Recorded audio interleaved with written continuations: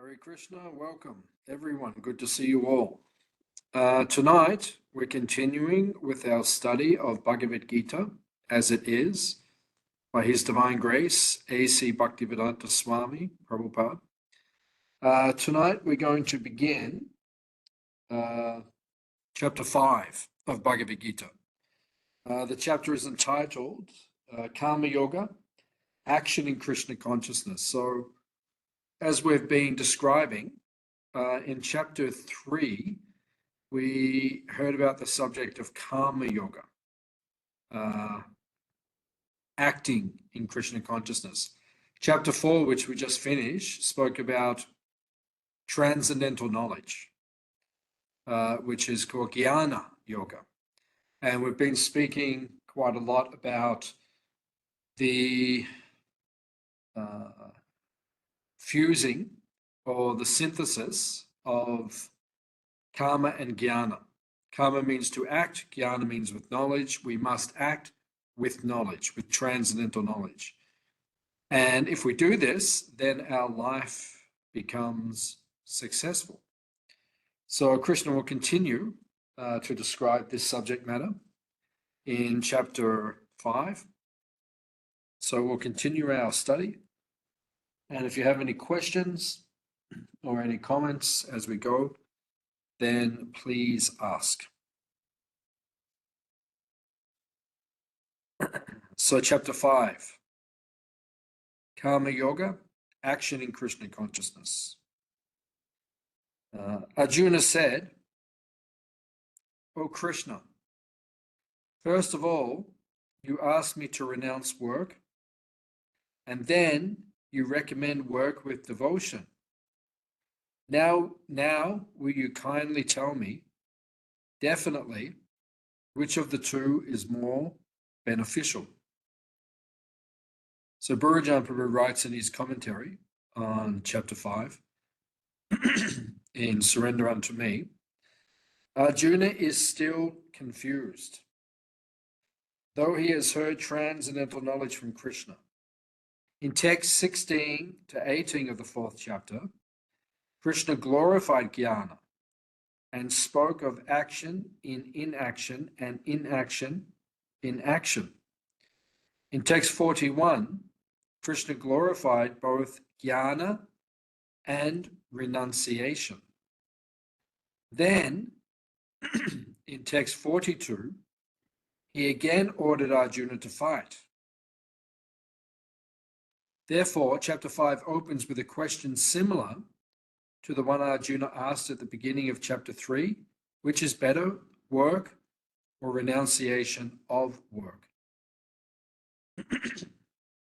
So, Srila Prabhupada says in the purport, in this 5th chapter, Krishna says that work in devotional service is better than dry mental speculation. Devotional service is easier than the latter because, being transcendental in nature, it frees one from reaction.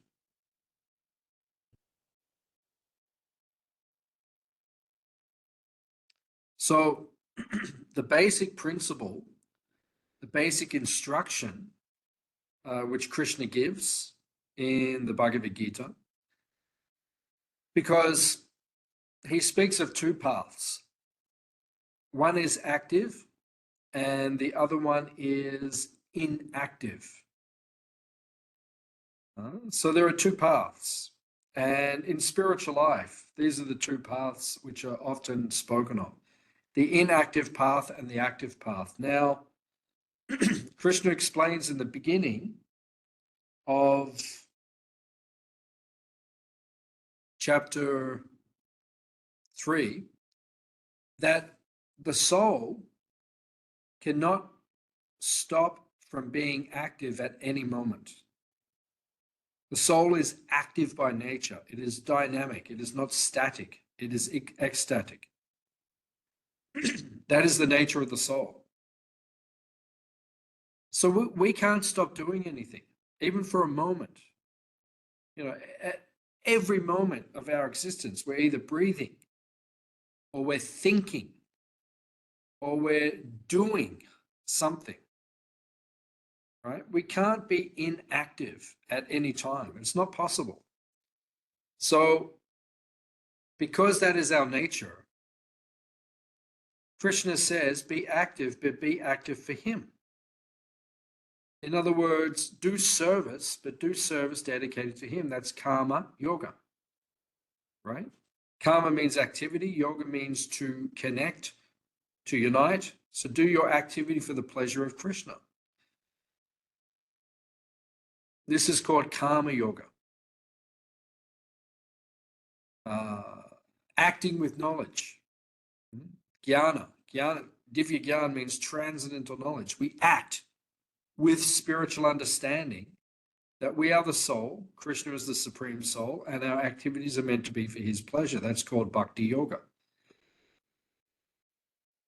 So this is the path that Krishna recommends again and again within the Bhagavad Gita. Some people, they can stick to the inactive path, which means they just meditate or study. They're inactive. They can sit for hours on end. They can engage in meditation, study, chanting, so on. Some people can do that, but most cannot. You know, when I was younger, you know, I reflect on this sometimes. When I was younger, I could, you know, do hours of study and hours of chanting. But as I get older, I find it more difficult for different reasons to hold the concentration for long periods of time. So I have to find a balance between inactivity, such as chanting or studying, and active work, where I'm doing something, active service to Krishna. So there has to be a balance. Each individual is different, and everyone has to find their own balance, what works for them. Prabhupada further says in the purport that by simultaneously stressing the importance of both work in devotion and in action, in knowledge, Krishna has perplexed Arjuna and confused his determination. Then Prabhupada further says, fruitive activities seeking sense gratification are cause for material bondage.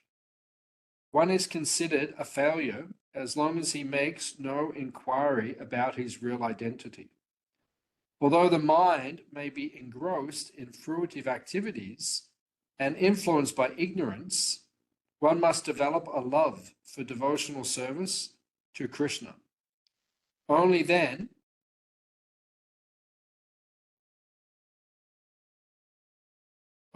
can one get out of material bondage. So the point is simple, right? If we don't act for the pleasure of Krishna, we will fall into ignorance. So as the Bhagavad Gita progresses more and more, Krishna will emphasize this more and more. Do your work, but do it for him. And in this way, you remain free from bondage, as Krishna spoke in the previous chapter.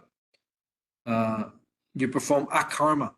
Akarma means activity which is free from reaction, which is what we're aiming for. Devotional service means the reaction you get is spiritual. The reaction you get is coming from Krishna himself. It is his reciprocation for our bhakti or our devotional service. That is what Krishna reciprocates with.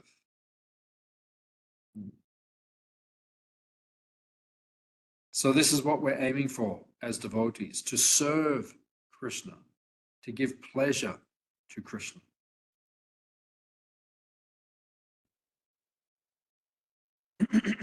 Okay. Text number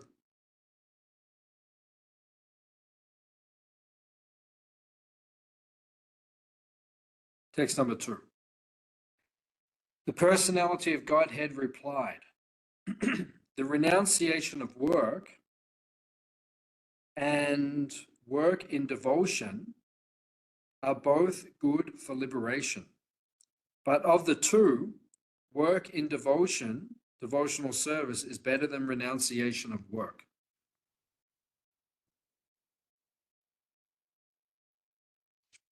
Prabhupada says in the purport that jnana is not sufficient for liberation. One has to act in the status of spirit soul. Otherwise, there is no escape from material bondage. Without Krishna consciousness, mere renunciation of fruitive activities does not actually purify the heart of a conditioned soul. Therefore, action in Krishna consciousness is always superior to renunciation, which always entails a risk of falling. So, what Krishna recommends in the Bhagavad Gita is the most simple and sublime path of Bhakti Yoga. Why is Bhakti Yoga the superior path and the superior form of engagement for the soul? Because Rishikena Rishikesha Sevanam Bhakti Uchite. Rishikesha. To use our senses in the service of the master of the senses. Most of us cannot control our senses easily. Right? It's not easy to control the senses because the senses are very strong. Right? Particularly the tongue, Bhaktivinoda Thakur says. The tongue is very hard to control. We like to speak all sorts of things, and we like to taste all sorts of things. So that is the nature of the senses. They're very hard to control. So what is the best way of controlling them? If one simply attempts, someone thinks, well, my senses, they want to enjoy, they want to be engaged, they want to interact with the sense objects. If we think like that we want to engage with the sense objects, spiritual life becomes very difficult. It becomes difficult to advance in Krishna consciousness if your senses are always trying to engage in sense gratification. So what Krishna recommends in the Bhagavad Gita is param drishtva nivartate. Give the senses a superior engagement. Give them a superior satisfaction. And what is that? That is Bhakti Yoga. That is engaging the senses in the service of the master of the senses. In that way, you're using your senses, you're satisfying your senses, but they're becoming purified by being engaged in Krishna's service. So all of us need this type of engagement. Right? We need to engage our senses in Krishna's service. Prabhupada then says in the purport, one who knows that everything is Krishna's property is always situated in renunciation. Since everything belongs to Krishna, everything should be employed in the service of Krishna. Nirbandha Krishna Sambandhe Yukta Vairagya Uchite. This is the philosophy of Gaudiya Vaishnavism, of Vaishnavism. That our senses should be used in the service of Krishna. And those things in this world that we can use in the service of Krishna, we should use them in Krishna's service to purify ourselves. This is called Yukta Vairagya. This is perfect renunciation. So we all like to eat, as Prabhupada explains, palatable foodstuffs. We all like to eat nice things. All right, I want to eat this, I want to eat that. I want to taste nice things. The tongue is voracious. It is the most difficult of all senses to control. So we all like to eat nice things. However, we purify that sense by only eating things which have been first offered to Krishna. That's how we purify the tongue, the sense of taste. Right? Everything must be first offered to Krishna. If we do this, if we offer everything to Krishna and we taste the remnants, which is called prasad, we purify the senses. Tat paratwena nirmalam. We become purified by that process. So this is what every devotee, this is the science, this is the art of Krishna consciousness. Right? We have to learn to engage the senses in the service of the master of the senses. That's how we purify the senses.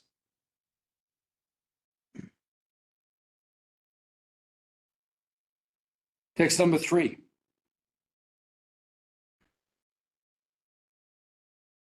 One who neither hates nor desires the fruits of his activities is known to be always renounced.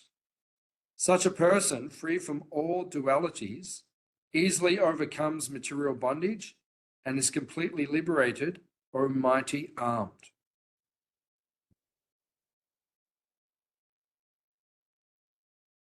So,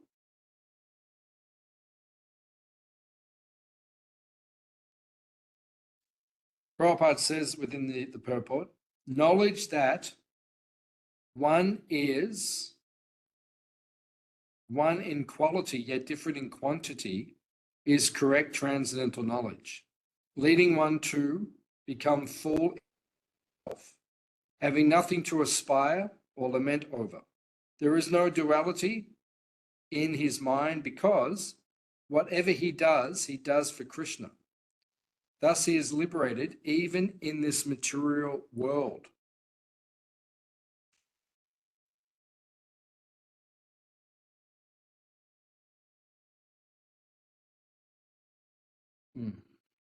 So it's a very interesting verse. Krishna is talking about the platform of a Jivan Mukta.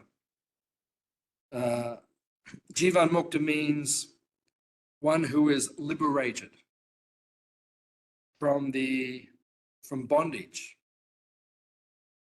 in the material energy.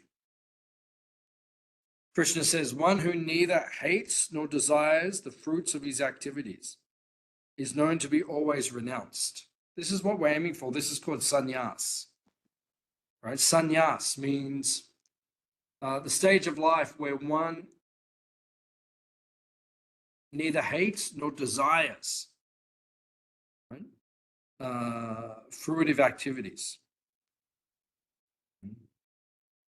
He doesn't want to enjoy the fruits.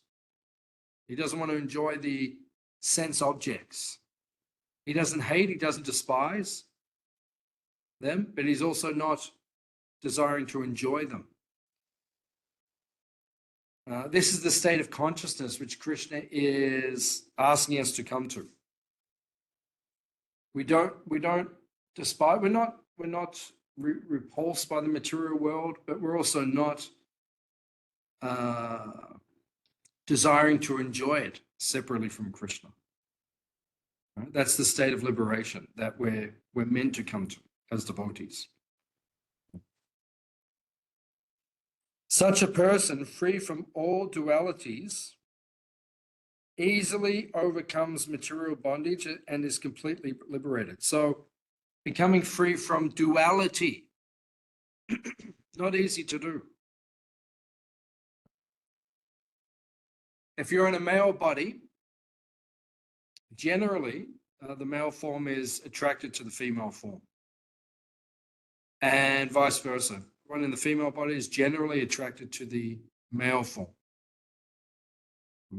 Not always. You know, these days people are attracted to the same sex, but the basic principle is the same. We see in duality. We don't see the spiritual spark or the spiritual essence within us. We see the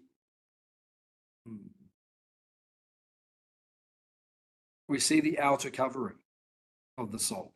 We see in terms of duality. We see the body. We identify with the body. We covet or desire to enjoy other people's bodies. And therefore, as long as we have this consciousness, we can't become fully self-realized. So that is the consciousness that we have to transcend. As Prabhupada mentions in the purport, we have to transcend this type of consciousness. Right? Krishna mentions in this verse, rise above duality. Give up the duality of trying to enjoy separately from Krishna.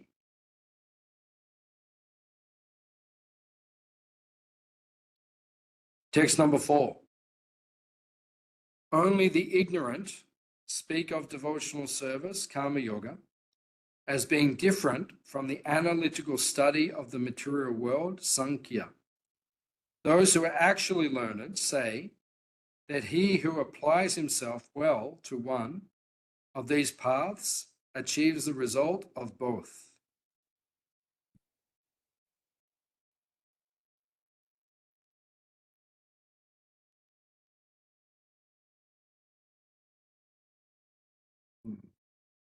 So it's a very interesting point that Krishna is speaking of here. So in the purport, Prabhupada says, the real student of Sankhya philosophy finds the root of the material world, Vishnu, and then in perfect knowledge engages himself in the service of Vishnu. Therefore, in essence, there is no difference between Sankhya and devotional service because the aim of both is Vishnu.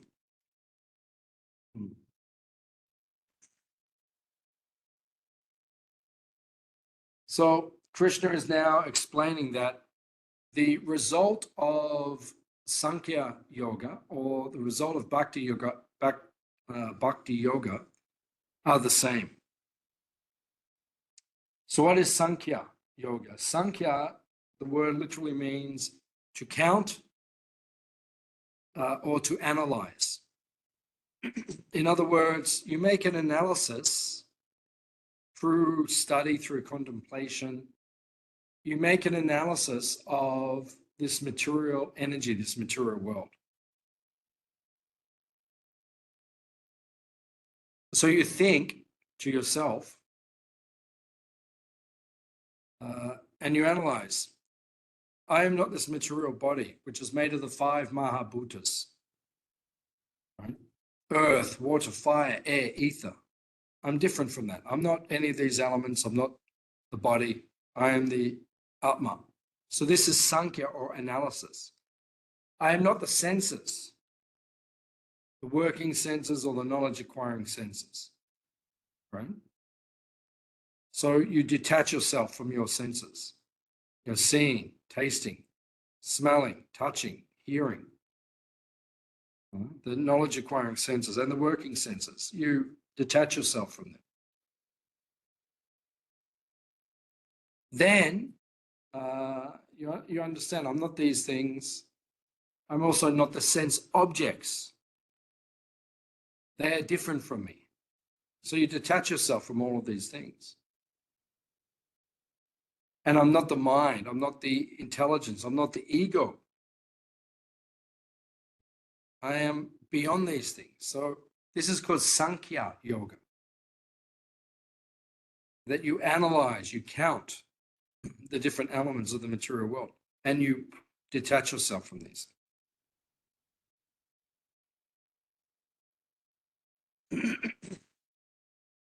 So Krishna is explaining here, and Prabhupada is explaining that in this material world,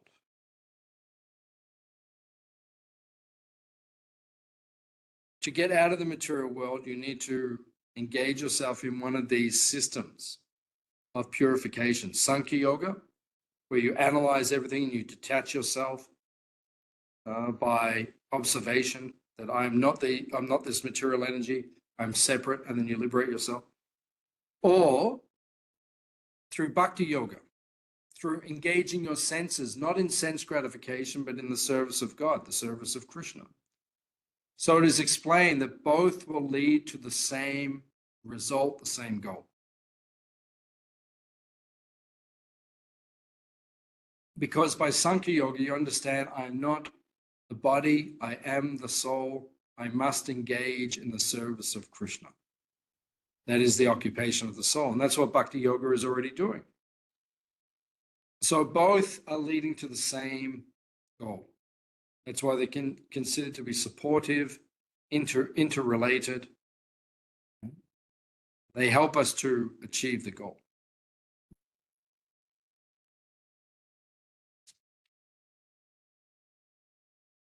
Okay, text number 5.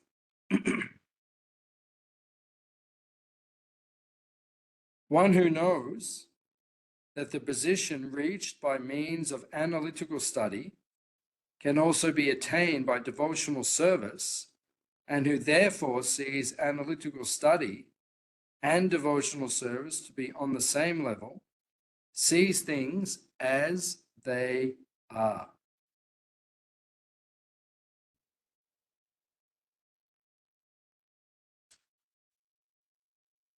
So, Prabhupada says in the purport, in Sankhya, one has to become detached from matter.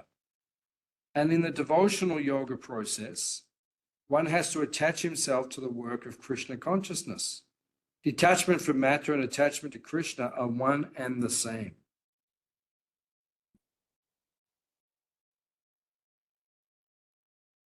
So it's the same thing.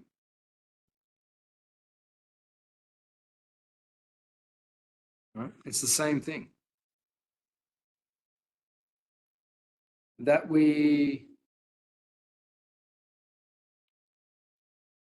once we detach ourselves from matter and we understand our spiritual essence, then what will we do? We will serve Krishna, hopefully. Right? Sometimes the impersonalist doesn't. Prabhupada calls impersonalism, Srila Prabhupada calls impersonalism the last snare of Maya. Right? It is the last snare of Maya, of the illusory energy. Because you might understand this world is false. You understand that. This world is material, it's false. Right? You get that understanding. However, although you understand this world is false, but you deny or you don't accept the authority of Krishna, and you don't want to engage in his service. So because you don't want to engage in Krishna's service, right, you're materialistic in your consciousness. And you can then merge into the impersonal feature of God, what we call Brahma Jyoti. I don't want to use my senses in the service of Krishna. I understand everything in this world is false. So then what is my destination? I have to merge into, I have to become God. I don't want to serve God, I want to become God. Last snare of Maya, the last state of illusion. Because it's not the constitutional position of the jiva, the soul, to act like this.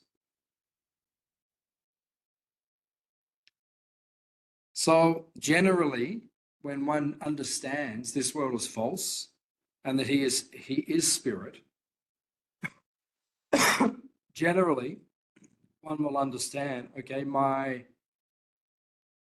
purpose is to serve Krishna, to serve God. And then he engages his senses in the service of the master of the senses and becomes purified and becomes liberated.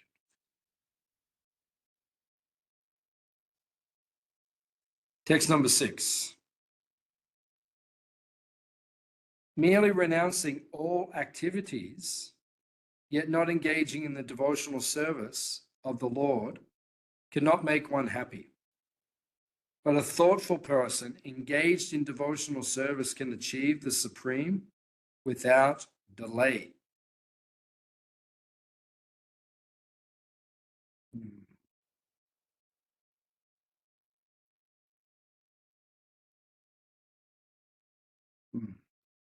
So Prabhupada says in the purport, the Vaishnava sannyasis who are engaged in devotional service are happy in the discharge of their transcendental duties, and they have the guarantee of ultimate entrance into the kingdom of God.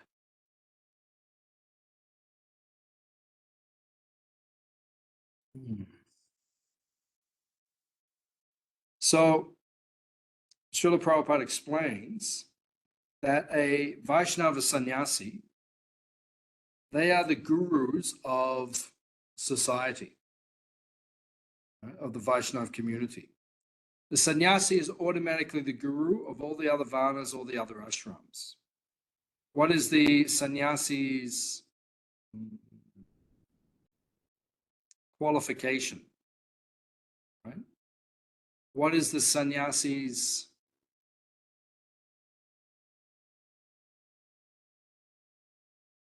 what is his position?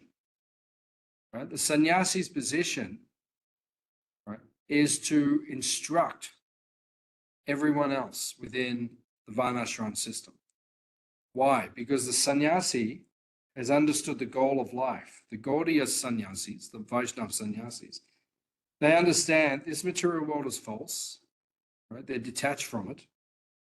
And they've taken up the process of devotional service. They're fully engaging their mind, their body, their words in the service of Krishna.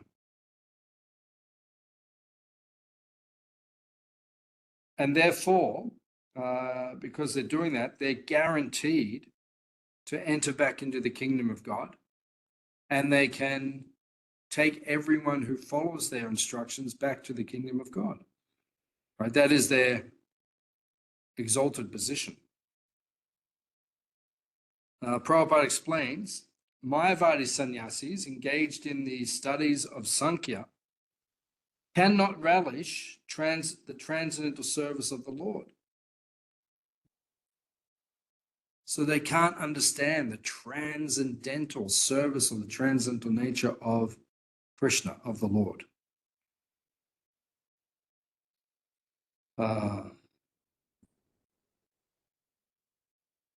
Lord Chaitanya says that even if we see the face of a Mayavadi, we should jump into the Ganges with all of our clothes on to purify ourselves.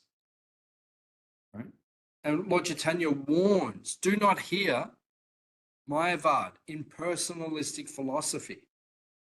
Don't hear it, because it will damage you. It will contaminate your consciousness. So we have to be very careful about hearing from the Mayavadis, because they don't understand. They will not surrender to Krishna. They engage the senses in the service of the master of the senses. Rather, they think this world is Maya, it's illusion.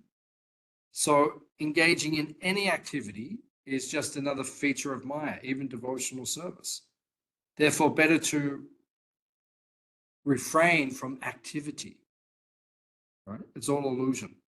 That's their mentality.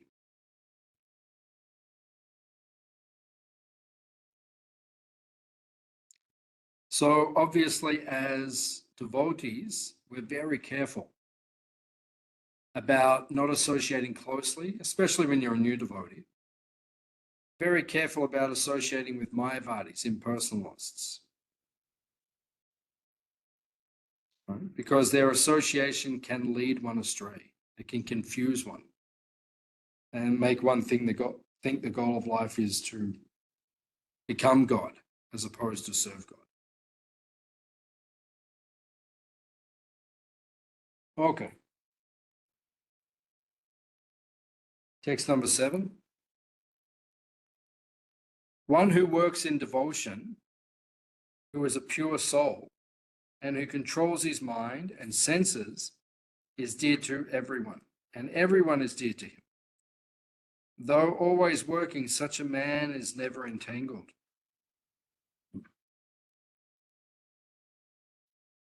Prabhupada explains in the purport that because one who works in Krishna consciousness is servant to all, he is very dear to everyone. And because everyone is satisfied by his work, he is pure in consciousness. Because he is pure in consciousness, his mind is completely controlled. And because his mind is controlled, his senses are also controlled. Because his mind is always fixed on Krishna, there is no chance of his being deviated from Krishna. So,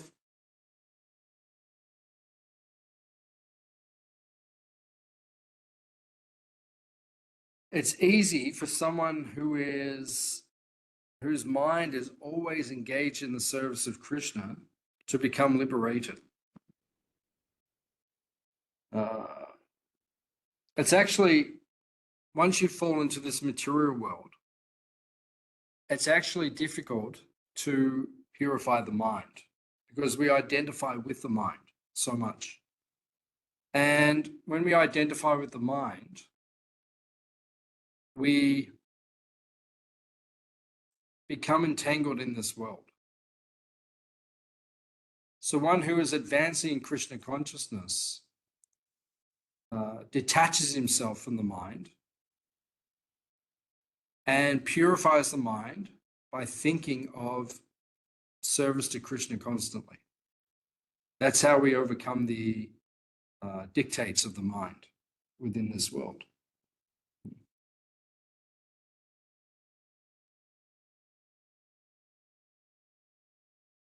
Prabhupada then says in the purport, a person of controlled senses cannot be offensive to anyone. One may ask, why was Arjuna offensive in battle to others? Wasn't he in Krishna consciousness? Arjuna was only superficially offensive because all the persons on the battlefield would continue to live, as the soul cannot be slain. Arjuna was not really fighting at all. He was simply carrying out the orders of Krishna in full Krishna consciousness. So,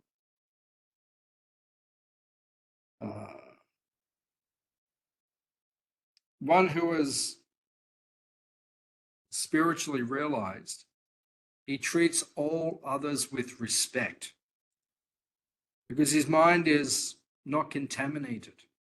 He sees everyone as being connected to Krishna and he treats everyone respectfully. That is actually the vision of the self-realized personality.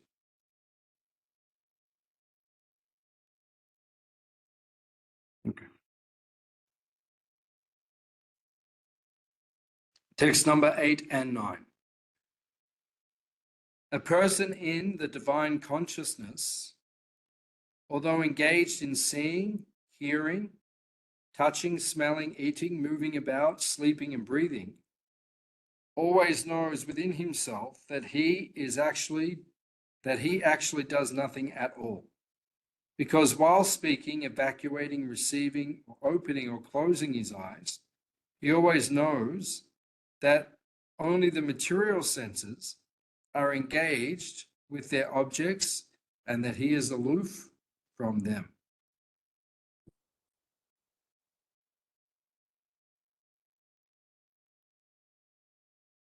So, as Prabhupada explains in the purport, a Krishna conscious person is never affected by the actions of the senses. He cannot perform any act except in the service of Krishna because he knows he is the eternal servitor of Krishna.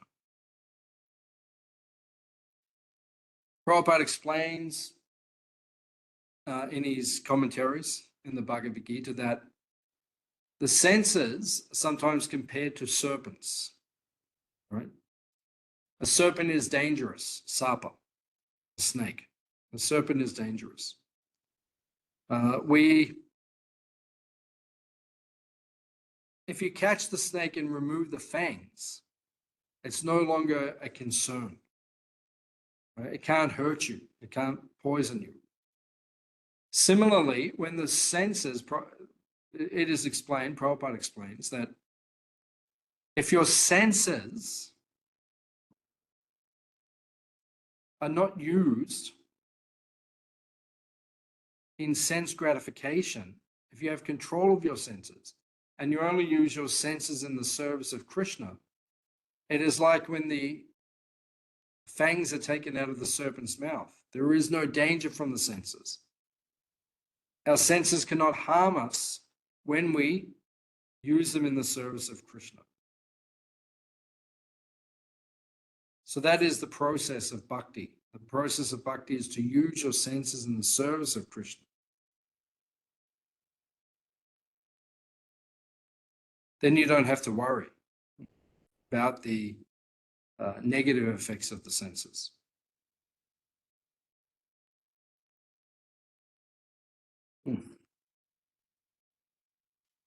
Text number 10. One who performs his duty without attachment, surrendering the results unto the Supreme Lord, is unaffected by sinful action, as the lotus leaf is untouched by water. So Prabhupada says in the purport that a person in Krishna consciousness acts according to the knowledge that the body is the property of Krishna and should therefore be engaged in the service of Krishna.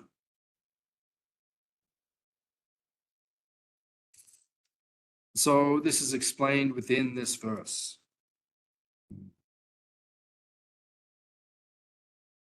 One who engages his senses in Krishna's service is not affected by sinful reaction.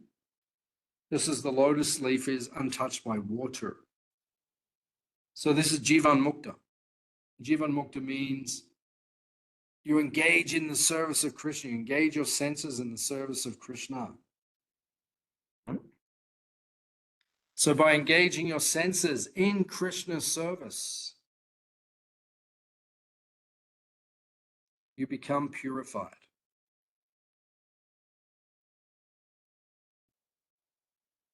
And at that time, you don't have to worry about sinful reactions. You become liberated from the effects, from the bondage of this material world. People who do not engage their senses in the service of Krishna, they are affected by the contamination of this material world.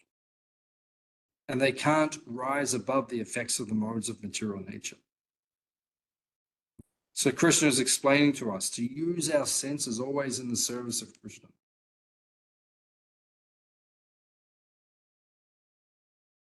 Text number 11.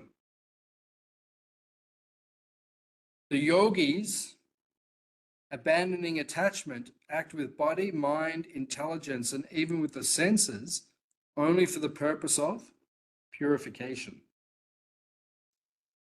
So Prabhupada says in the purport that when one acts for the satisfaction of the senses of Krishna, any action, whether of the body, mind, intelligence, or senses, is purified of material contamination. He is one with Krishna, and he is devoid of the false ego that leads one to believe he is the body, etc. This is the perfect stage of Krishna consciousness.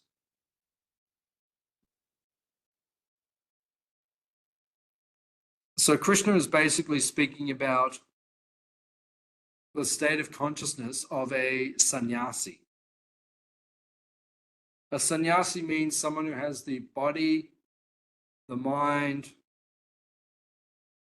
the words engaged in the service of Krishna. It means Jivan Mukta, means one who is liberated. Right? He doesn't have any attachment to this world. He is not attracted to enjoying the senses separately from Krishna in this world. This is the state of consciousness that we need to come to as devotees. Right? This takes time to cultivate this kind of consciousness. It's not easy to rise to this level of consciousness. So as devotees, we need to focus on this type of consciousness. And we pray that one day we can attain this level of consciousness, because it's not easy. Yeah, I might have mentioned before that, when I first became a devotee, I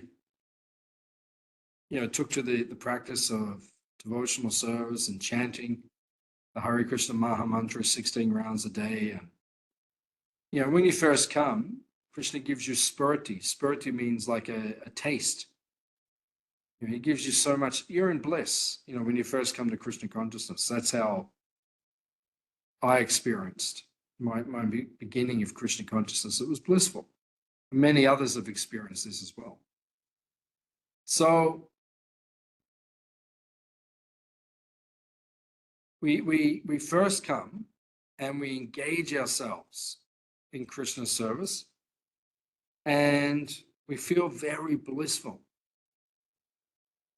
So I remember thinking to myself, if I keep going on this trajectory, if I keep engaging in devotional service and experience, I'll be a pure devotee within 2 years. I remember thinking that in the very beginning. Because I was getting so much taste, so much pleasure, so much realization. I thought, if I just keep going like this, in 2 years, I'll be a pure devotee. And now, after many years, I've been practicing Bhakti Yoga, devotional service, trying to serve Krishna, Guru and Krishna. And I realize that I'm a long way from becoming a pure devotee of Krishna. The senses are very powerful. Maya is very strong. We lack sincerity.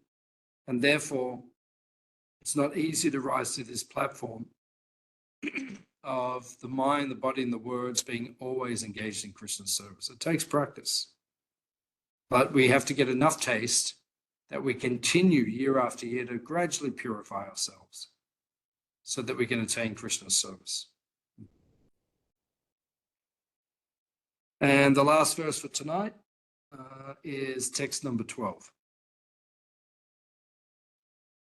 The steadily devoted soul attains unadulterated peace because he offers the results of all activities to me. Whereas a person who is not in union with the divine, who is greedy for the fruits of his labor, becomes entangled.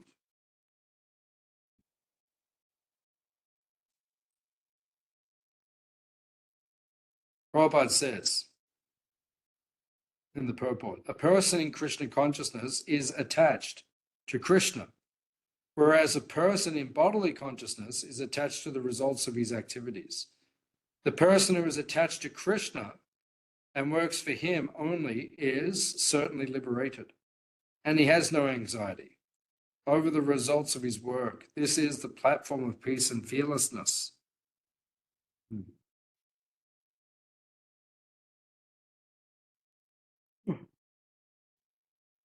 Prabhupada then says in the purport, in the Bhagavatam, the cause of anxiety over the result of an activity is one's functioning in the conception of duality. That is, without knowledge of the absolute truth, Krishna.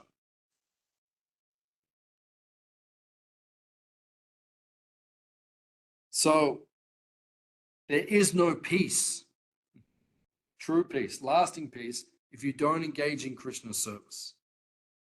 Even a Mayavadi who may attain the Brahma Jyoti, which for a devotee is a hellish destination, because there's no opportunity to serve Krishna. Even a Mayavadi who attains that, he has to eventually come back to this material world because his senses need engagement. You could not be satisfied and happy in an inactive situation. Therefore, you have to engage your senses in the service of Krishna.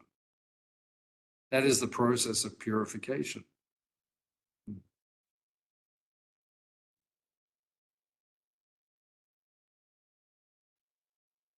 So I'll stop here for tonight. Does anyone have any questions or any comments on anything that we have discussed?